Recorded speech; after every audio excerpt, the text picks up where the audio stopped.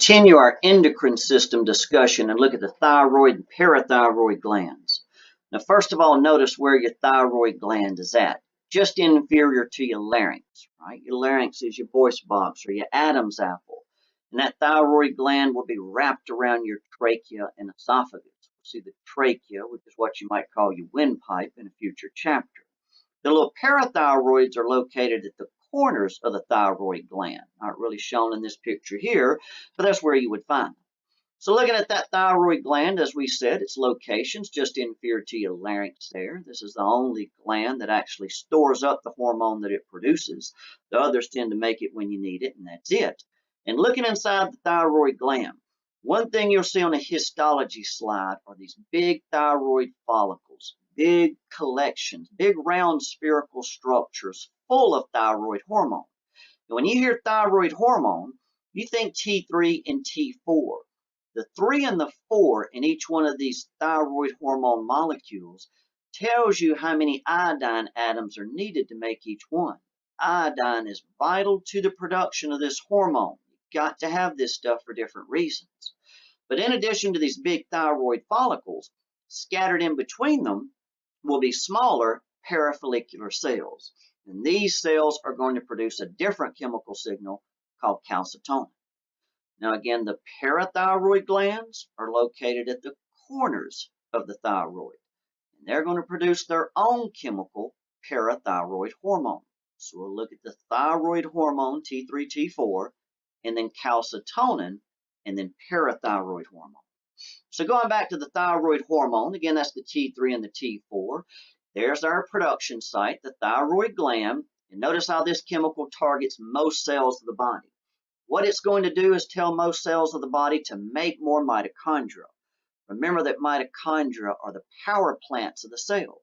So if the cells make more of them, they're going to have more energy. This also makes the mitochondria more active. All that's going to produce more ATP, and that's a very important chemical signal for your body and your cells.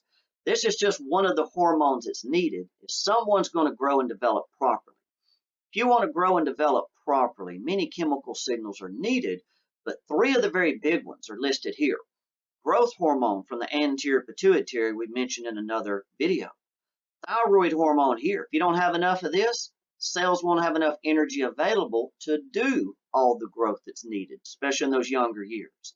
And then males must have enough testosterone and females enough estrogen. If somebody's missing any one of those, they're going to be in big trouble. So if this thyroid hormone, T3 and T4, gives you more energy, it's going to be important to body temperature too. Remember, the more ATP you have and the more you break down, the more heat energy is released. We'll see more of that further along. When we're younger, because of all the growth that's going on, thyroid hormone levels are higher when we're very young. So when we're young and we need all that growth, we need lots of this thyroid hormone so that our cells have plenty of mitochondria and plenty of ATP for all that growth.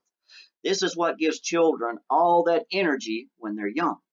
So looking back, you better have enough thyroid releasing hormone from the hypothalamus. That'll give you more thyroid stimulating hormone from the anterior pituitary. And of course, the thyroid stimulating will stimulate the thyroid gland to make T3 and T4. All these chemical signals are working together. So think about what you would also expect to see if a person had hypothyroidism. Remember, hypo is less than or not enough of something.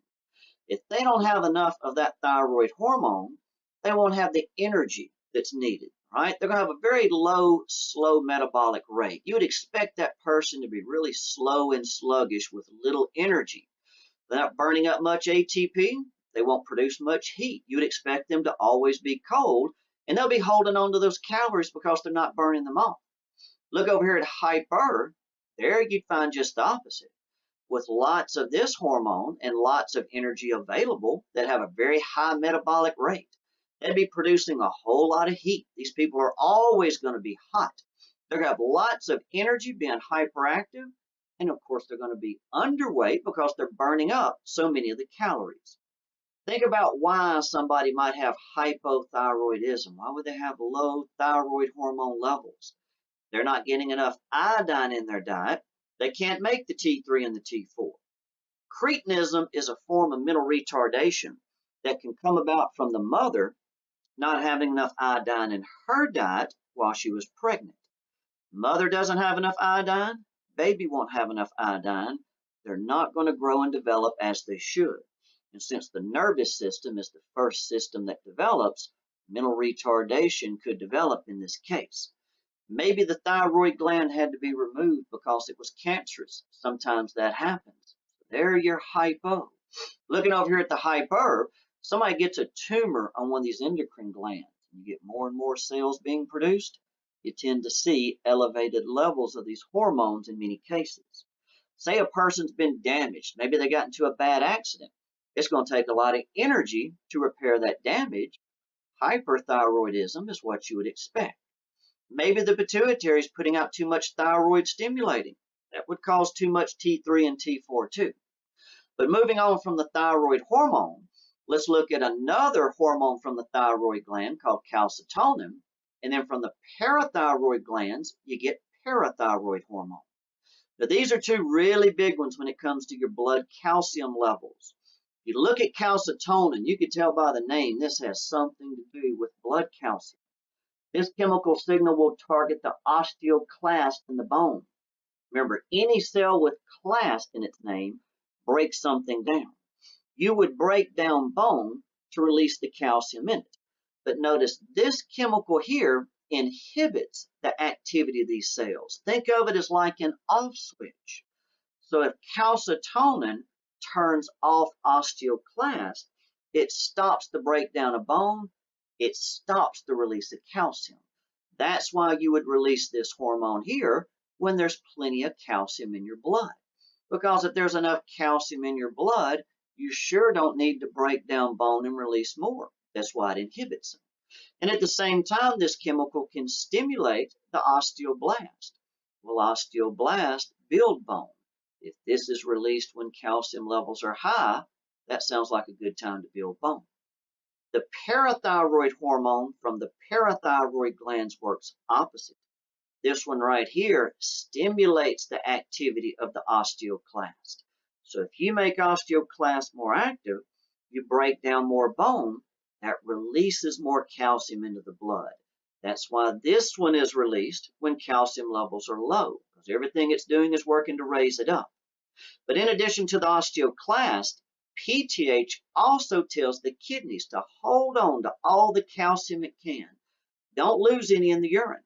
That's what you would want to happen if your blood calcium levels are low.